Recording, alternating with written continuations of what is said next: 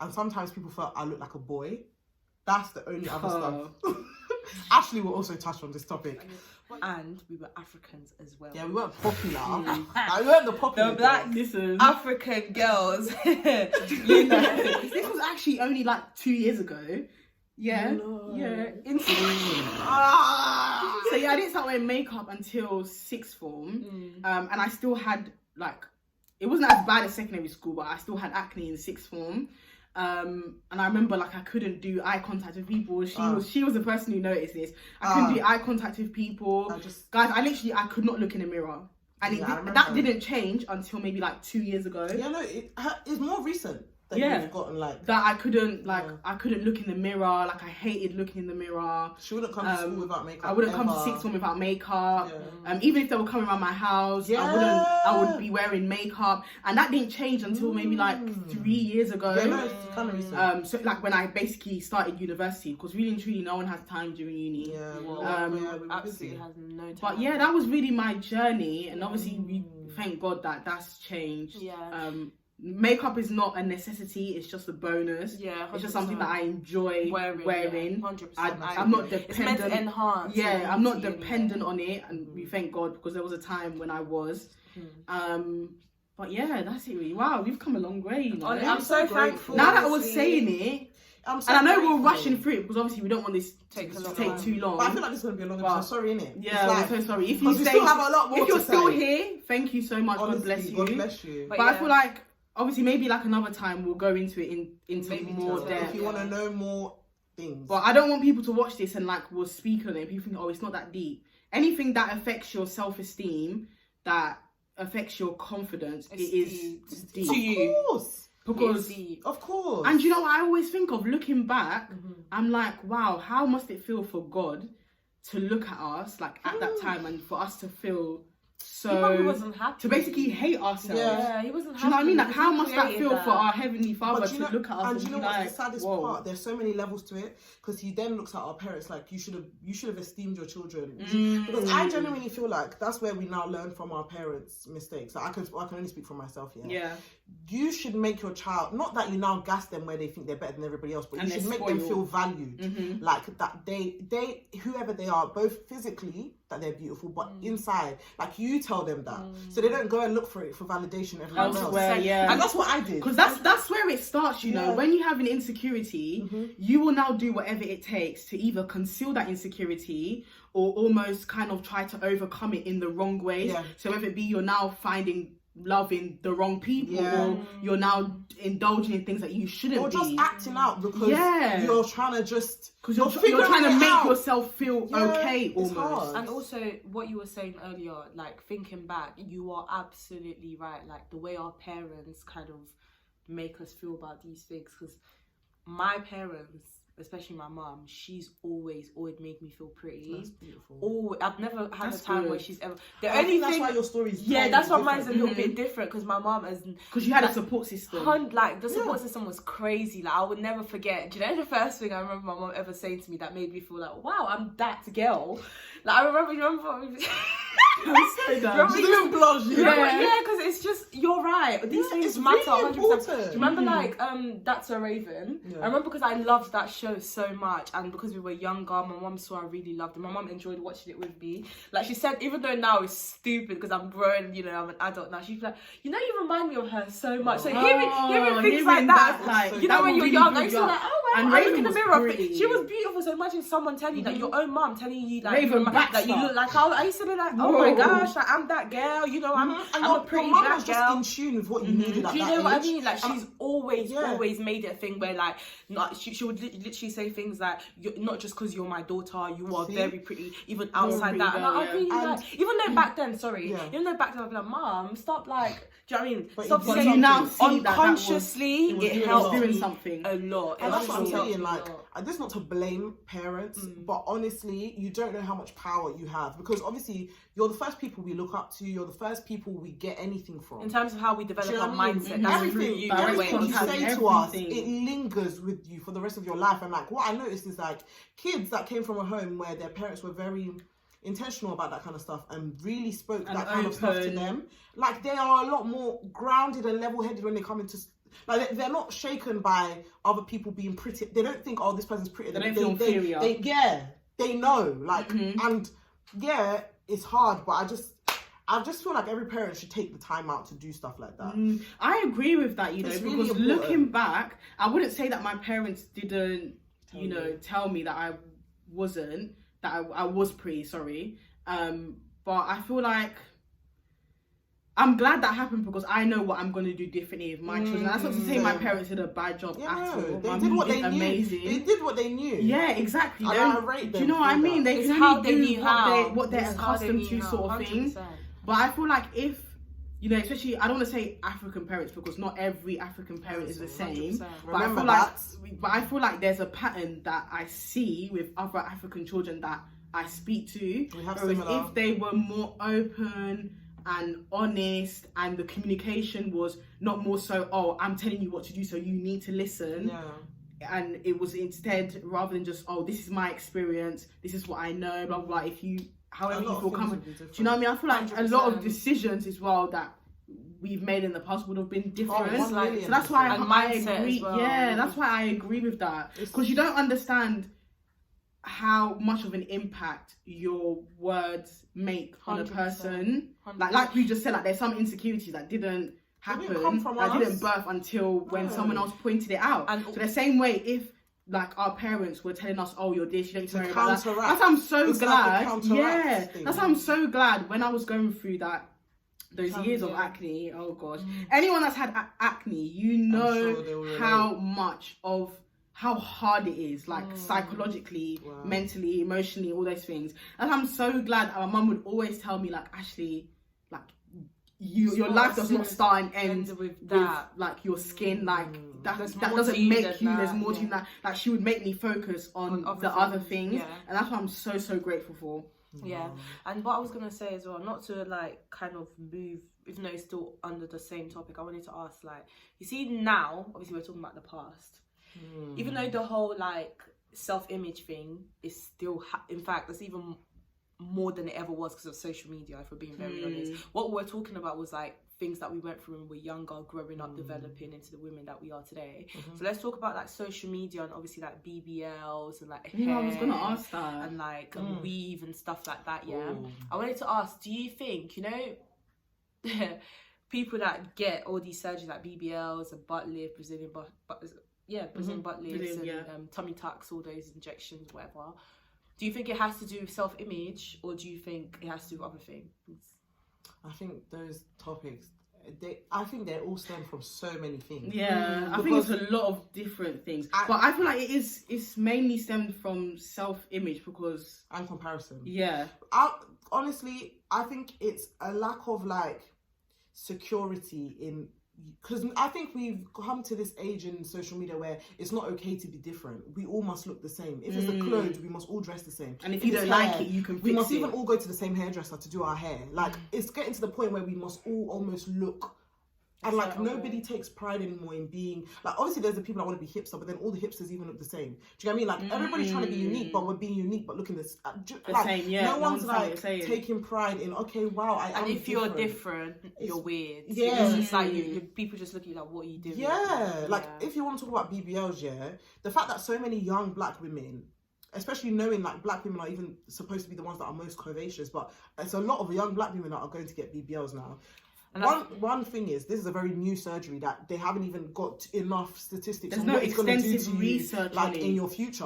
So people are putting their lives at risk for an image that they've seen on socials, and then on top of that, like, we're not all like that, and it's okay. Like, but you're all doing it, and then you're going to tell people to love them. It's a very disjointed.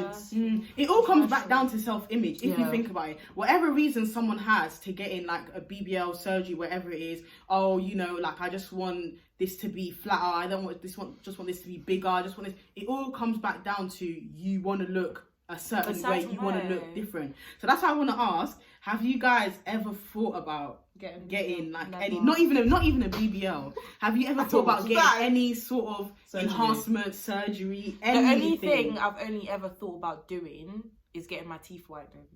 Oh, that's Why? nice. Even though it has to do with self-image because it's still like physically like part of my physical calm. self, but that's That's the even only part thing of I your can. hygiene. But do you know what I mean? Do you know what I mean? But in terms of, you. I mean, in terms of like body image, it's a bit difficult for women like us. Well, me speaking. The reason why I say that is because what's trending right now are thickums, you know? People love them. like curves. You need to have a skinny waist. Like a Coca bottle shape. Yeah, you know, your bum needs to be proportional to your thighs, you know, and you need to be quite big in other places. And I'm sorry, I ain't got that. Yeah. I can't offer you that. Where? Have you? No. But then that's because from a young age I decided this is me. Like, It's not gonna. You're gonna wake up and still be. People have literally said, because I'm quite top heavy. I'll use that analogy. People have asked me, would you get a reduction? Even there, no. Like, that's whatever. Like, I feel like I would think like, oh, it would be nice like if my bottom matched my top. I think, but then I knew God, that would be a problem for a lot of men. So I think God just said no. I haven't thought about it, but I was joking. That would be a problem. No, I mean, as in, if my bottom matched my top, that would be a problem. That's it. It'd be a madness. It'd be a madness. I feel like, okay, I'll be honest. Back in secondary school, I did think of like maybe like having like my lips smaller.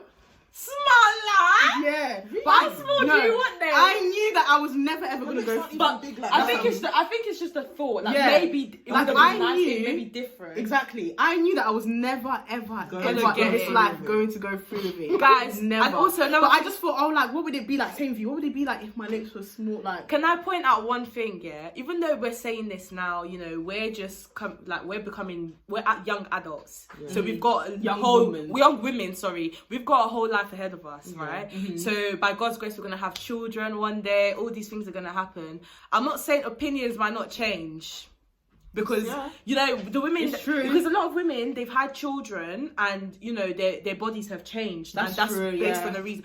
I'm not like the way I know myself to be, I don't imagine myself wanting to get it after that. But if I'm being very honest with myself, it depends how I turn out. Like even so would you then in the future? That's the thing. I wouldn't want to, but if it gets to like an extreme sort of thing where I'm genuinely unhappy with how I am. Should I be honest? Do you know what it is? I still don't want to say. Do you know why I don't want to say I will? I'm scared of it. I don't think you would actually go through You're going it. under the knife. I don't think it's worth I am scared. I think I'm just going to go gym or something. I've always thought, like, these things, when we think about it, people say, it's not because I'm insecure. I'm to scared. Me, the fact that you will spend your hard-earned money that you could use it for anything else on an aesthetic thing for me. But then what if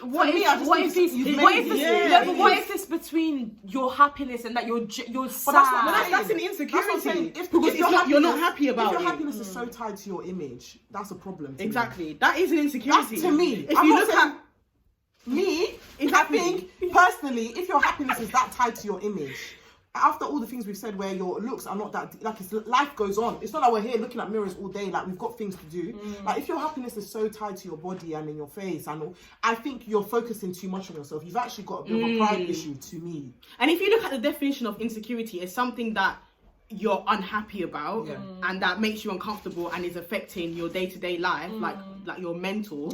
So that's now why you've now gone to change it. The fact that there's a chance that you could basically die from it. You don't know the side effects, the risks. Like, even though they talk, to be fair, even though I'm sure they talk about these things to you before you get it done, but it's not worth it. You know the BBL one, it's still a kind of new surgery. Like, they don't know what the lasting, when a person turns 80, they don't know what it's going to, because you're literally transferring fat, right, from an area of your body that makes that fat to an area of your body that doesn't make that type of fat. It's basically foreign. Like, it's a foreign fat to that part of your body. So technically... And you know what I find so crazy that I've seen like a lot of like YouTubers, influencers have spoken out about this is, you know, when you get breast implants, there's like what's it called? There's like a condition that can come with it, that it now alters your mood, your weight, all these things, that it makes you depressed. And someone actually made a video about it, how they had to have their implants. Imagine you're putting like a foreign object. What's her name? Into your body. You know that American singer? I've been trying to remember her name. It's not Keisha. Is it Keisha? K Michelle. K Michelle. She's a prime example. She's a prime example Her because butt she had shots. Yeah, she got hers was starting to leak. Imagine. What the hell is that? Leak? Why are you leaking? And that is what some people will go. They'll see that and still be like, wait, guys, no, wait. Why are you leaking? As in, fluid is coming out of your body. Because it's not natural. You shouldn't be leaking. The only leak that should be coming in places that have natural. Your nose can leak. Yeah. Your mouth can leak. Your eyes will leak of teeth. Your ear maybe your ear wax. But then, do you know what it is? If I'm going to but you are leaking. The person with the opposite opinion to us, right? A lot of people now say, well, we live in the age of do whatever you want. That's fine. No, wait. But you need to understand, not everything that makes you happy is good for you. Hello. And I remember I was watching a sermon and there was this pastor who said, we live in a day and age where people are always chasing a feeling. Feelings change. Like, if you live... For example, she had her body done and then she realised, like, it wasn't worth it. If you live based off of a feeling, then you're never ever going to be satisfied. And now, because today is your lips. A big bum. Tomorrow is your bum. Tomorrow, it's now like a domino effect. And I remember an influencer actually admitted this, that she wishes. I'm not going to say her name because it doesn't really matter. She wishes that she never got involved with the whole surgery game because it's now opened the door to now her feeling like. Because imagine if you have all the money in the world, if you have access to unlimited amount of money, you're always gonna think that this is fixable. You wanna do my teeth this. My hairline this. My bum this. Just the tummy tuck here. Just the thing this. Just the thing that. And you're now gonna look in the mirror and you're gonna be you're not gonna recognize yourself anymore. That's crazy stuff. That's what I find crazy. One of the craziest ones for me is Lil' Kim. Like, it's still to today, like, it makes me so... I'm a Lil' Kim fan, by the way. Yeah, exactly. Like, I love Lil' Kim so much. Beauty-wise, before all the surgery, do you know how beautiful this woman was? And, like, for me to think that this person could have been looking in the mirror all these times she's had surgery and just feeling this needs to change. Okay, but if this just changes, I'll feel prettier. And obviously... can you imagine how many times? Yeah, and obviously her particular situation...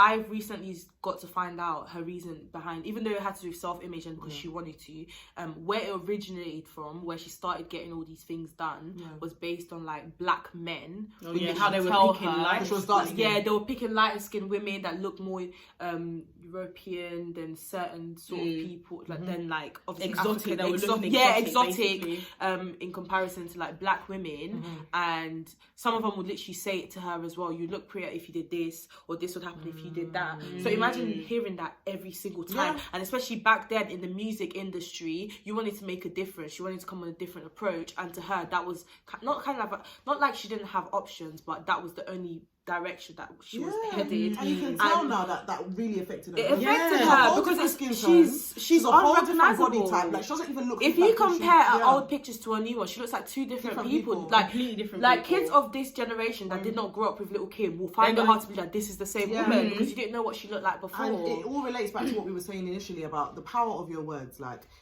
something I think everybody should take away from watching this video is you have so much power over what you say. So be careful what you say, because what you then plant in someone's heart could be the reason that they even lose their life. Like, there's literally people that have died because they think they're ugly. They've committed suicide because they think they're ugly. Honestly. Do you know what I mean? And people can argue against that, which to some extent... They might say, oh, it's not that deep. Yeah, or say like, let's be very real, some people are more sensitive than others. That's true. And is there something wrong with being more sensitive than others? No, there's nothing wrong with it. But it's just the way you are. What I'm saying is you don't want to be an easily irritable person. Of course. You shouldn't be going looking for offence. 100%. You shouldn't be going around looking for offences. But like I said, the point still stands. Yeah. Regardless of someone being sensitive or not, just watch what you say. Just because you might not take offence to it doesn't mean someone else is and I've recently started to learn that as well. Like the other day I was speaking to my friend on the phone, forgetting the whole self-image, just talking about the whole being sensitive to how you speak about to other people. We were sorting out an issue that we had, and they told me that I said something to them, but to me I didn't see it as anything that was that wrong. But once they explained it to me and I saw why they would have seen it that way, I apologized, you know, and I'll try not to say it to that specific person or to anyone, because I know how someone else can take it. Do you know what I mean? You can't dictate how someone else takes. Do you know what I mean? Even though you can see it as a joke, to some people, it might not be, especially in this generation, this day and age. Everyone is more sensitive than they were before. I don't know if that's necessarily a good thing, because somehow it's sucked out the fun in some things. Yeah. But at the end of the day, it stemmed from somewhere. Yeah. Like suicide rates are increasing. 100%. It's not coming out. It's not coming out of the fact that it's just statistics. Yeah. No, it's not that. There's a reason why these things are happening. So let's just be more cautious with how we talk to other people. Honestly, and approach situations. Just to follow up with what they said as well, be careful what you not just speak over someone else's life, but your own life as well, because what is not even like what doesn't even bother you today, like it can easily become like an issue later on unnecessarily. Yeah. And also I just want to put emphasis on to not dwell. There might be someone watching this and you might hate a certain something, like you might hate your body or whatever it may be. I would just say to not dwell on your insecurities and try to find the good things about you. Try to find what you do like. And even if that is hard, look at your character, look at your heart, look at how you speak to people, how you love people. Because I've realised sometimes we make our insecurities bigger than they actually are. So it gets bigger. Yeah, so that's just 100%. Honestly, it's like you use a magnifying glass, whatever you put it on gets bigger. Yeah, that's so like we were saying with like little Kim. With us, we see little Kim, we think, oh my gosh, she's so beautiful. Yeah. Like even when you see the prettiest girl, like or whatever, and they tell you, oh, like I don't like my nose, and you might be looking at them thinking your nose is fine, but or even little the littlest things. I know I used to do it. I still do it sometimes. Yeah, you know when you have a little spot on the side of your face because you focused on it so much. Yeah, imagine you look at someone and you, like your friend say, have you not noticed something about me? They're like, what are you talking about? And then when you point it out, like, oh, is that what you're talking about? I didn't even notice till you spoke about it, because it's on your mind. You think that's what people are thinking. They don't even notice. Exactly. They don't even notice. But to round up from my whole thing with this whole self-image thing, just because you don't think something is attractive about yourself or you don't like it about yourself, I promise you there's someone out there that would see it as like, that would find you more attractive than you might think that you are. And once you find that, I'm telling you, it changes everything. That's true.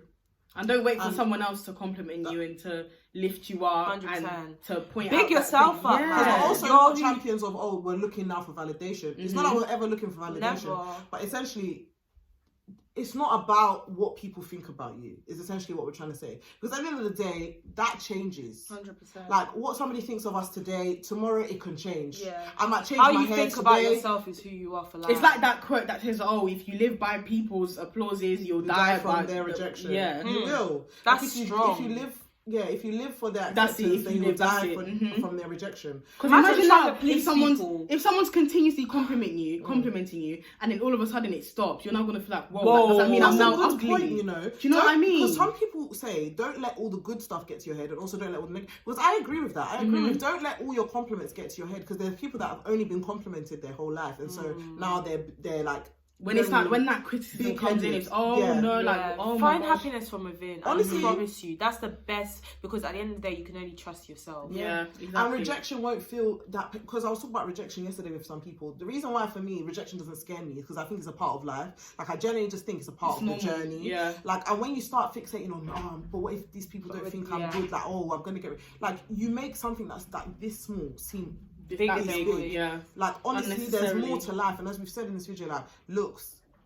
How long are you going to spend talking? You barely even talk to people about your looks. Like I don't know. I didn't grow up with friends where we're talking about how we look 24/7. That's true. Like there's genuinely things to do. There's more to life, man. Do you know what I mean? And I think because we live in the social media everywhere, you're just seeing people's bodies on your TL. You're seeing people's faces. Honestly, you can't scroll on the train without seeing something inappropriate or someone's. But we get it. But so if it's affecting you, I beg. Log out. Do what you need to do to protect your peace. Do self-care. Follow people. Your mental health. If you're noticing that these things are affecting you, actually do something about it, because I think that's what people don't do. They don't do anything about it, and then they just stick it out. You become more and more insecure. If somebody you're following is making you feel like your body is horrible, unfollow that person. I'm telling you, or mute them. Like if they're your friend, mute them. Because the same way, you're feeding your toxicity. You're literally the same way. If you don't want to be in a room, what do? You get up and you walk out. That's how social media is. You have access to do whatever you want to do. If you're not happy with something, you don't have to stand it. Do what you need to do to just protect your mental health, because that comes first at the end of the day. And affirm your friends. Like, don't be a jealous friend. Don't be compliment your friends. Because then there's also the girls that never validate their friends, never compliment their friends. Complimenting someone else does not take the shine away from you. It doesn't make you less than. It doesn't make you less pretty. Just because you don't know what someone is going through. You don't. Someone's probably left the house feeling that they look like crap. They just feel crap altogether, and your compliment can do a lot for them. 100. So that's why I love even complimenting strangers. Yeah. Like if I see someone that I like their hair, I just do it. You're not gonna die if you compliment someone. And you're not a beg because you compliment. Yeah. Do you know what I mean? Like we've been conditioned to think that being nice to people means you're a beg. Like I genuinely believe that's a condition, but it's not the case. Yeah. Just show love. 100%. Because the more you make people love themselves, you'd see less of this insecurity stuff. I'm telling you. It's true. I'm telling you, like when you come around a group of secure girls, you will realise that there's more to life. Like, just be. I know it sounds so like it sounds like we're making it sound so easy. It's not. We've shared our journey with you. Like, we've not always been secure in who we are. And it's normal to even have insecurities, but it's about, are you going to focus on that, or are you going to focus on other things? And it's a journey. Yeah. Don't be hard on yourself. Like, just take each day as it comes. And focus on the good. Yeah. And if you can do something about it, I'm not talking about surgery. So for instance, if you have a problem with your weight, you think you're too big, if you can do something about it, do something about it. Because I've noticed that, for instance, me, I'll always say, oh, my stomach, but I don't do anything about it, so I don't have a reason to complain. I'm telling you. But if you actually care about it, do something about it. If, for instance, your problem is your skin, seek out some help on your skin. Or, like, do something about it. Don't sit there and complain, because the more you complain, the more the problem gets bigger. It's true. Yeah, so facts. If you can't do anything about it, accept it. Like, just accept that this is you. This is part of you. Yeah. And it's temporary. It doesn't last forever. Yeah. You will find people that are not that shallow, that's not all they're thinking about 24/7. Because, honestly, there's more to life. Definitely. Well, thank you for watching, guys. We hope you enjoyed this video. And we hope you took something away from it also. Yes. Don't forget to like, comment and subscribe. And to share as well. I'm now on SoundCloud. Yeah. We should say that at the beginning of the next video. The link is in our bio. So if you want to listen to us as you go, you don't want to watch us, that's fine. So you just want to listen to us, we're available. Yeah, that's also available. So yeah. Thank you guys. Bye.